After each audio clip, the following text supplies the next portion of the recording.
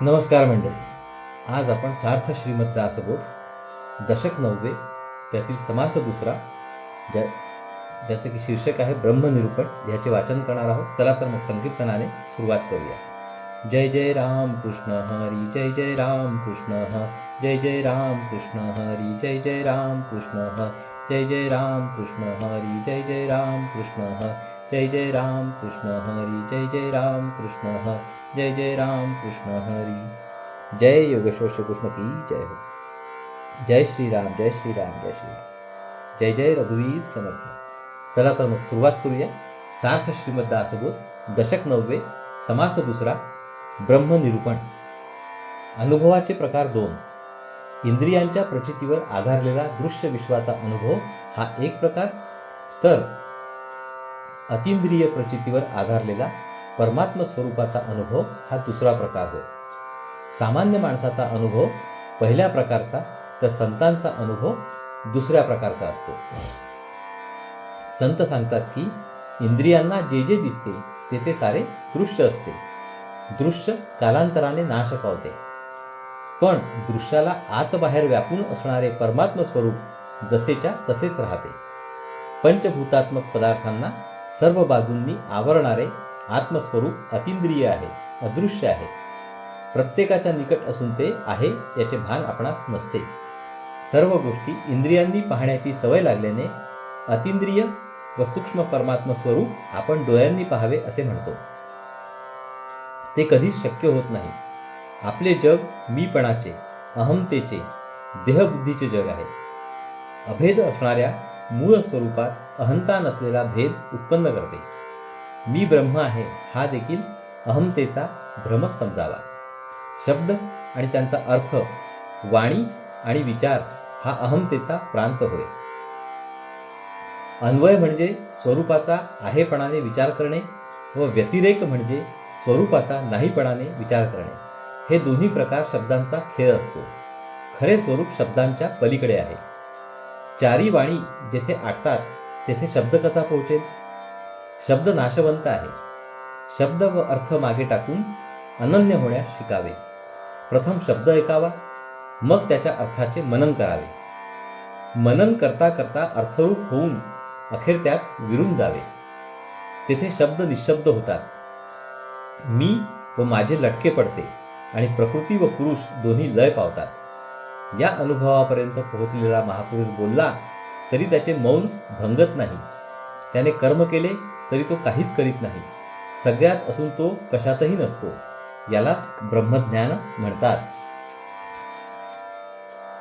चला तर मग आता ओवी वाचनाला सुरुवात करूया. समास दुसरा ब्रह्मनिरूपण. आकाराला आलेले सगळे नाश पावते, पण वस्तूंना आत बाहेर व्यापणारे परमात्म स्वरूप जसेच्या तसेच राहते. ते डोळ्यांनी पाहावे असे वाटते, पण ते तसे पाहता येत नाही. श्रीराम, जय जय रघुवीर समर्थ. जे जे काही साकार दिसे ते ते कल्पांती नासे. स्वरूप ते असतची असे सर्व काळ. जे जे काही आकार घेऊन आलेले असते ते अखेर नाश पावते, पण परमात्म स्वरूप मात्र सदा सर्व काळ जसेच्या तसेच राहते. जे सकळांमध्ये सार मिथ्या नव्हे ते साचार. जे का नित्य निरंतर संचले असे. जे सर्व वस्तूंचे सार तत्व असते ते पूर्णपणे सत्य असते. ते कधीच खोटे होत नाही. ते सदैव सगळीकडे भरून राहते. ते भगवंताचे निजरूप त्यासी बोलिजे स्वरूप. याही वेगळी अमुप नामे तयाची. तेच भगवंताचे स्वतःचे रूप होय. त्याला स्वरूप असे म्हणतात. शिवाय त्यास आणखी पुष्कळ नावे आहेत. त्यास नामाचा संकेत कळावया हा दृष्टांत. परिते स्वरूप नामातीत असतची असे. स्वरूपाला ओळखण्यासाठी नाम हा एक संकेत आहे. त्याची कल्पना येण्यास दृष्टांत द्यावा लागतो, परंतु ते स्वरूप सर्व नामांच्या व दृष्टांताच्या पलीकडे अगदी जसेच्या तसेच असते. दृश्यास बाह्य संचले परिते विश्वास चोरले. जवळीच नाहीसे झाले असतची कैसे. सर्व दृश्य पदार्थांच्या आत बाहेर ते स्वरूप भरून आहे. तरी पण सर्वसामान्य लोकांपासून ते गुप्त आहे. प्रत्येकाच्या अगदी जवळ असून देखील ते त्यांना नसल्यासारखे झालेले आहे. ऐसा ऐकोनिया देव उठे दृष्टीचा भाव, पाहो जाता दिसे सर्व दृश्यची आवघे. भगवंताचे हे वर्णन ऐकून सामान्य माणसाला वाटते की भगवंताला डोळ्यांनी पाहावे, परंतु डोळ्यांनी त्यास बघायला जावे तर जिकडे तिकडे केवळ दृश्य तेवढे आढळते. दृष्टीचा विषयो दृश्य तोची झाली आसा दृश्य, तेणे दृष्टी पावे संतोष परिते देखणे नव्हे. दृश्य हा दृष्टीचा विषय होय. वस्तू दृश्य होऊन डोळ्यांनी प्रत्यक्ष पाहता आली म्हणजे आपण वस्तू पाहिली असे वाटून संतोष होतो, पण केवळ डोळ्यांनी पाहणे हे काही खरे पाहणे नव्हे.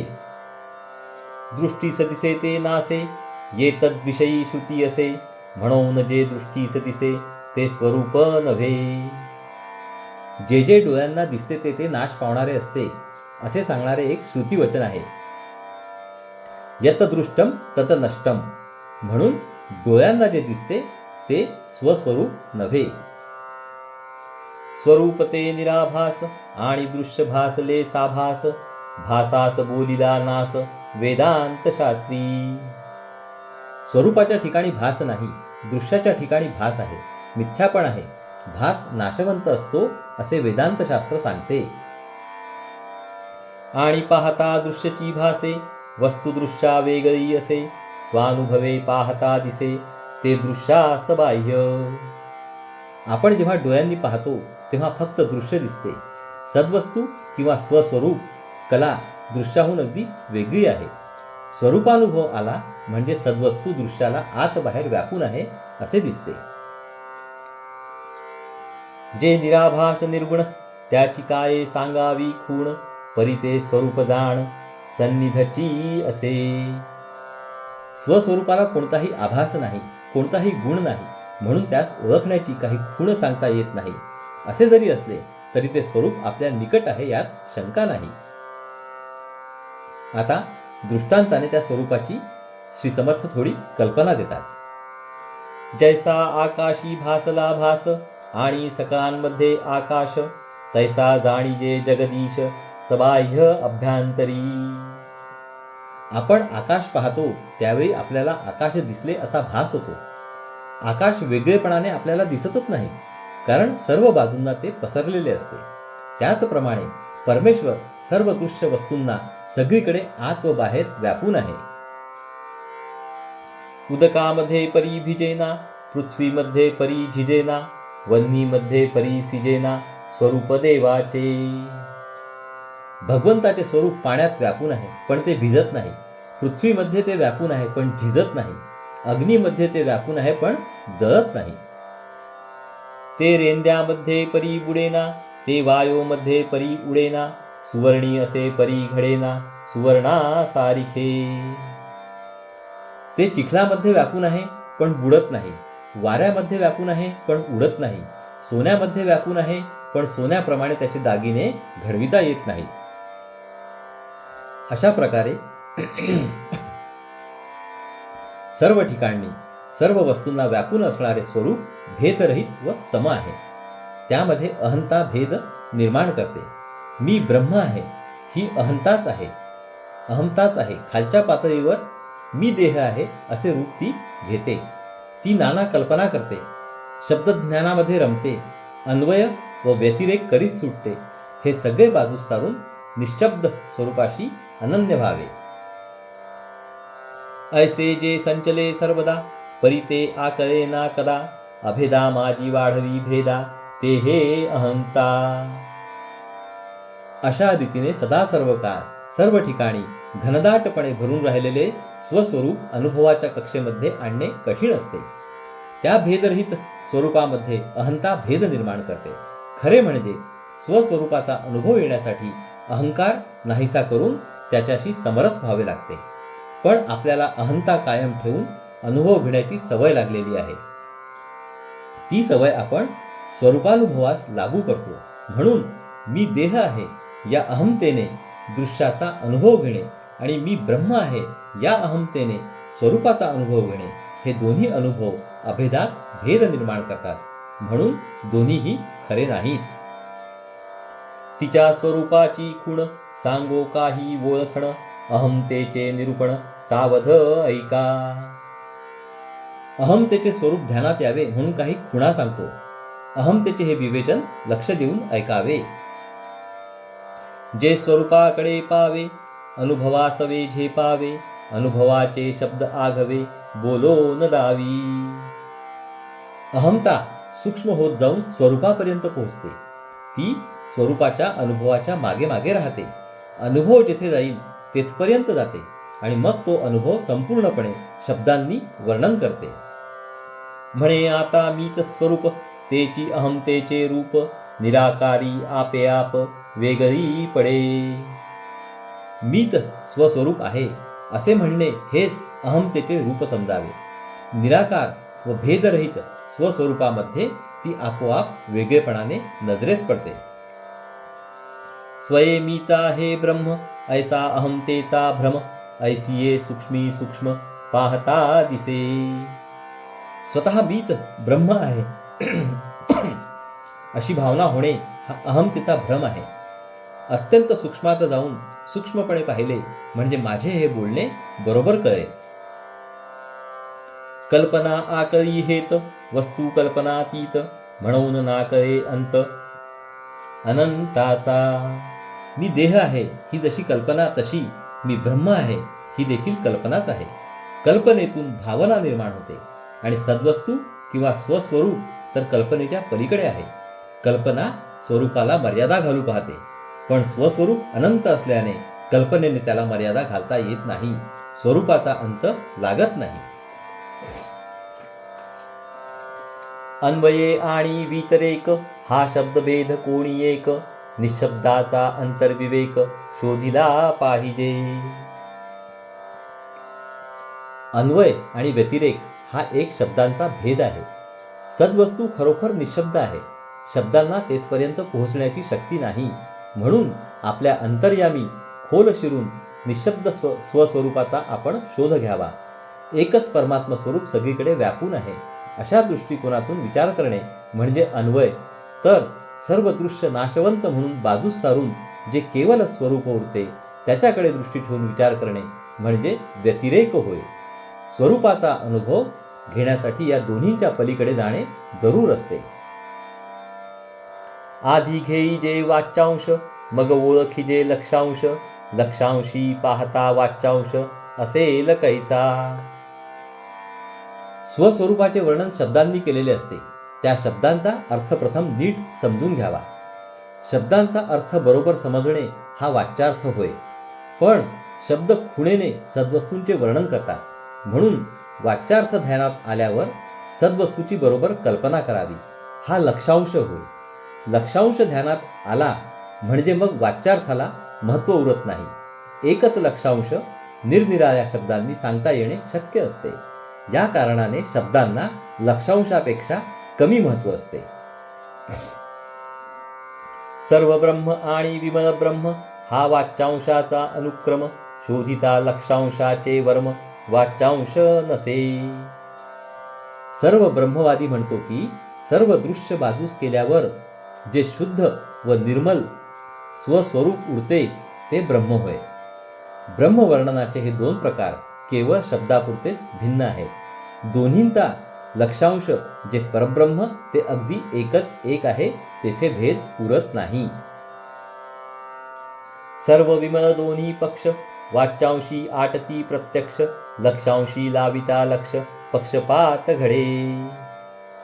सर्व ब्रह्म आणि विमल ब्रह्म हे दोन्ही पक्ष वाच्यांशामध्येच आटून जातात.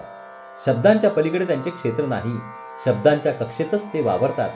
स्वस्वरूप हे दोन्हींचा लक्षांश आहे. तिकडे लक्ष लागले की हे दोन्ही पक्ष गळून पडतात, त्यांचा नाश होतो.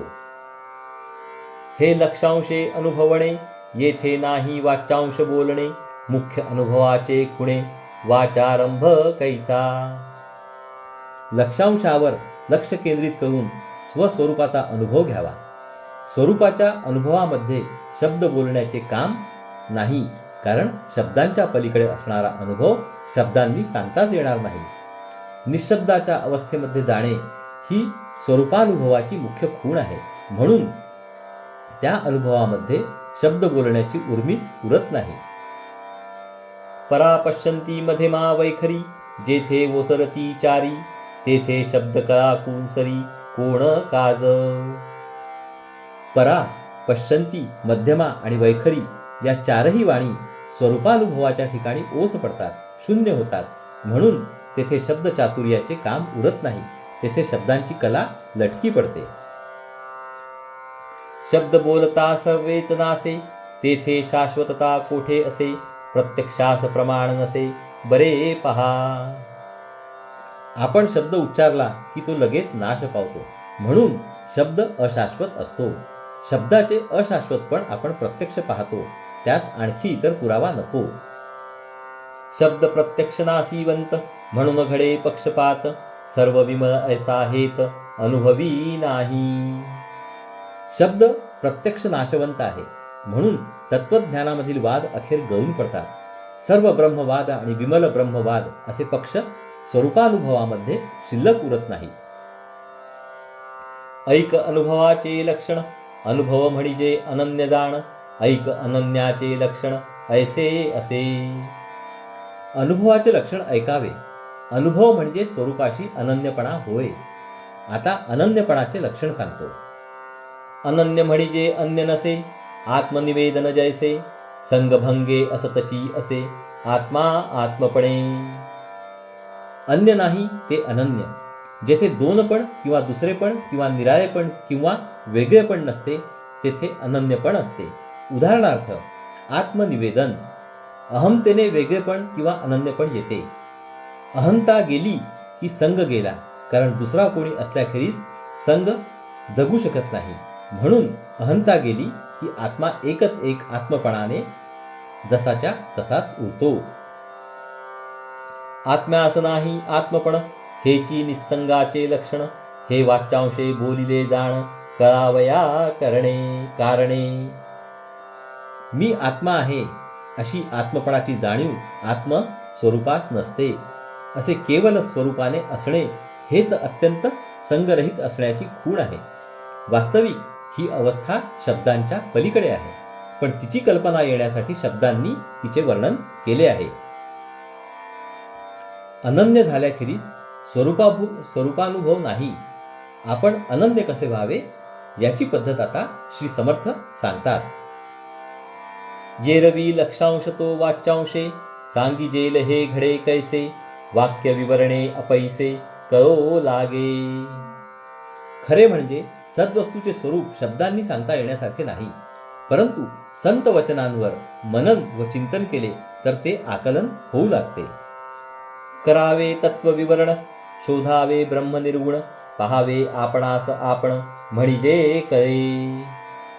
या दृश्य विश्वामधील तत्वांचे विवरण करावे. निर्गुण ब्रह्माचा शोध घ्यावा. आपण कोण हे नीट पाहावे, म्हणजे स्वरूप कसे आहे ते कळू लागते.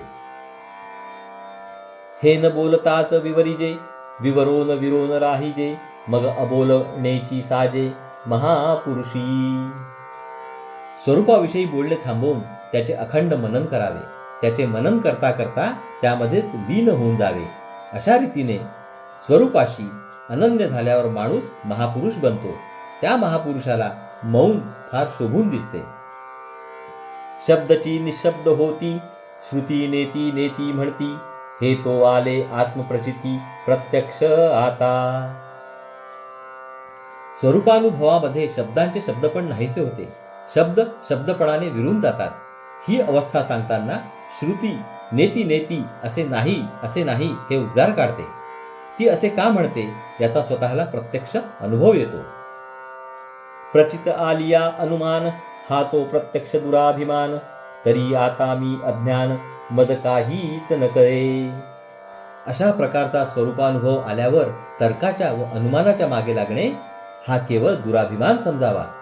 तर्काच्या मागे लागण्याचा हट्ट धरणे हे मीपणाचे लक्षण आहे. पण हा मी कसा आहे तो पहा. अनुमानाचा हट्ट धरणारा मी अज्ञानी आहे, त्याला काहीच कळत नाही.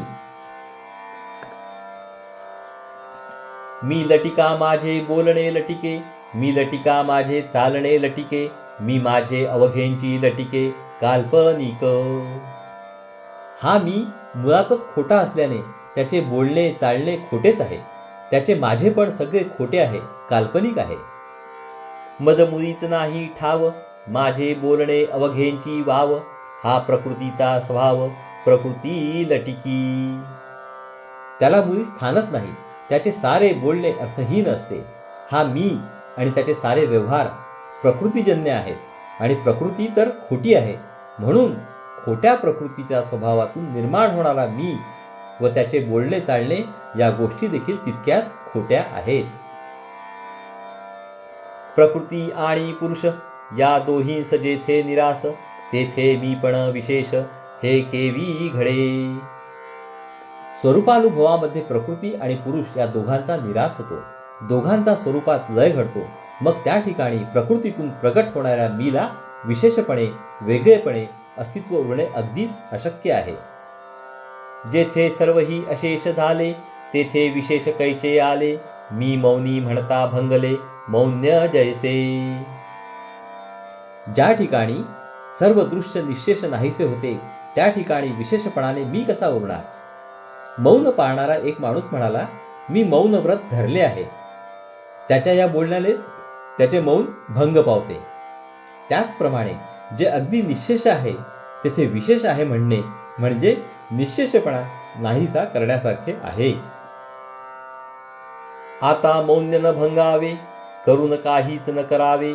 असोन निशेष नसावे, विवेक बळे. म्हणून स्वरूपानुभव घ्यावा, त्यात राहून मौन भंगू देऊ नये.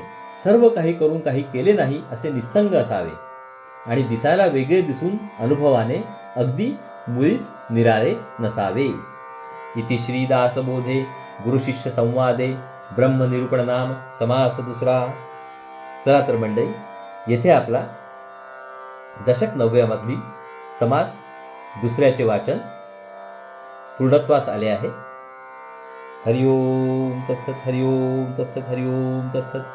हरे कृष्ण कृष्ण कृष्ण हरे हरे, हरे राम राम राम हरे हरे. हरे कृष्ण कृष्ण कृष्ण हरे हरे, हरे राम राम राम हरे हरे. हरे कृष्ण कृष्ण कृष्ण हरे हरे, हरे राम राम राम हरे हरे. हरे कृष्ण कृष्ण कृष्ण हरे हरे, हरे राम राम राम हरे हरे. हरे कृष्ण कृष्ण कृष्ण हरे हरे, हरे राम राम राम हरे हरे. हरे कृष्ण कृष्ण कृष्ण हरे हरे, हरे राम राम राम हरे हरे. हरे कृष्ण कृष्ण कृष्ण हरे हरे, हरे राम राम राम हरे हरे. हरे कृष्ण कृष्ण कृष्ण हरे हरे, हरे राम राम राम हरे हरे. जय योगेश्वर श्री कृष्ण की जय हो. जय श्रीराम. जय जय रघुवीर समर्थ. चला तर मंडळी, पुढील भागात परत भेटू. नमस्कार. हरिओम हरिओम हरिओम हरिओम.